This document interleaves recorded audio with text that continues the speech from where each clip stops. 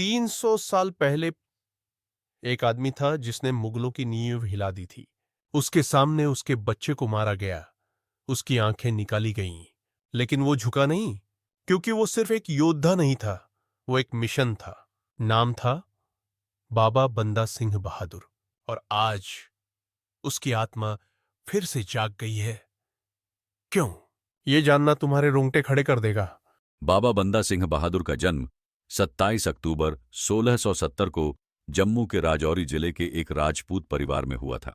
उनका असली नाम लक्ष्मण दास बत्रा था। वे बचपन से ही वीर और साहसी थे, लेकिन युवा अवस्था में वे वैराग्य की ओर मुड़ गए और एक सन्यासी बन गए। उस समय उनका नाम मधोदास हो गया। 1708 में जब गुरु गोविंद सिंह दक्षिण भारत के नांदेड़ पहुंचे तो उनकी भेंट मधोदास से हुई।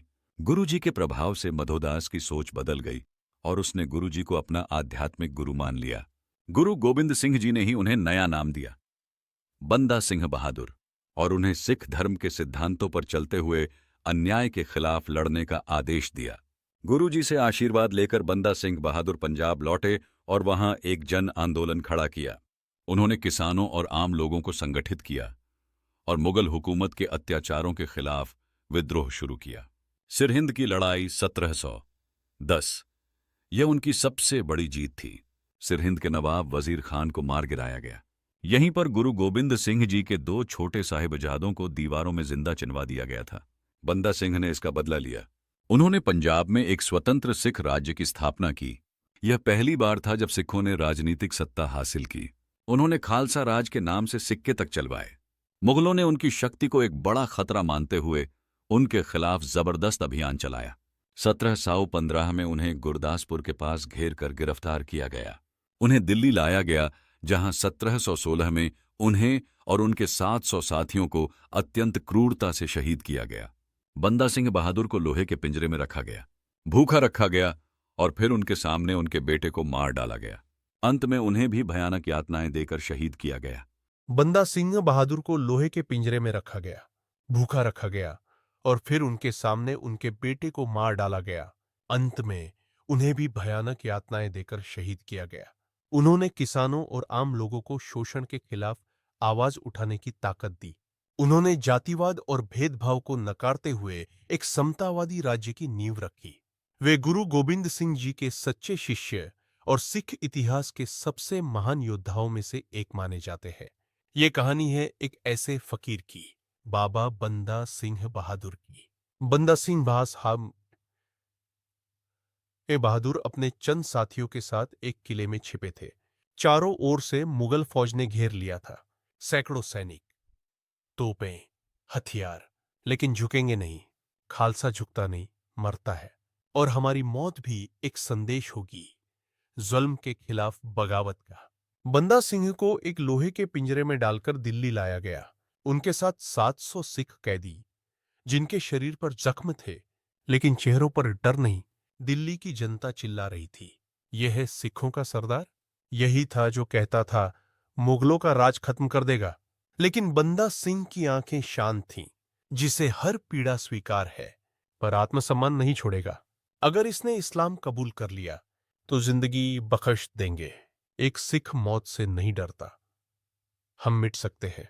बाबा बंदा सिंह का बेटा 4 साल का अपने बेटे की जान बचाना चाहता है तो धर्म बदल ले।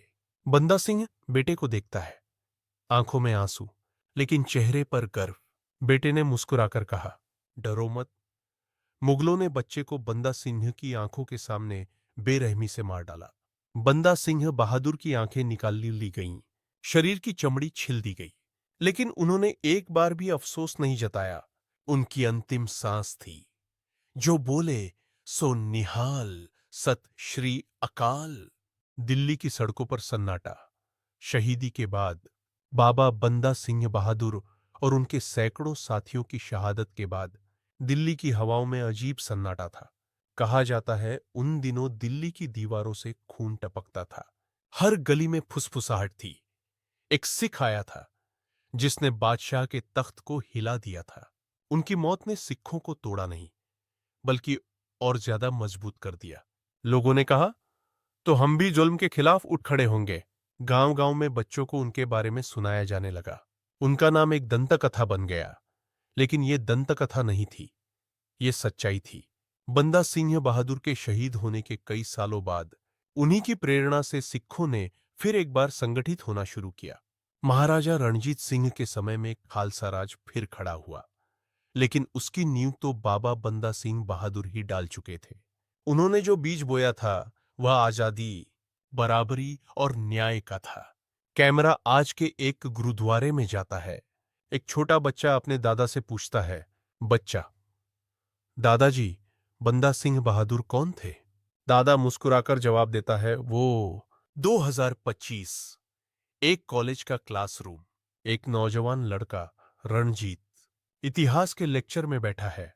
बाकी सब बोर हो रहे हैं, लेकिन उसकी आंखें वुसक रही है। बंदा सिंह बहादुर सिर्फ एक योद्धा नहीं थे, वो भारत में किसानों के पहले क्रांतिकारी नेता थे। उन्होंने जमींदारी प्रथा को जड़ से खत्म किया था। रणजीत मन ही मन सोचता है, इतिहास में ऐसे लोग थे और आज हम छोटी छोटी बातों पर डरते हैं।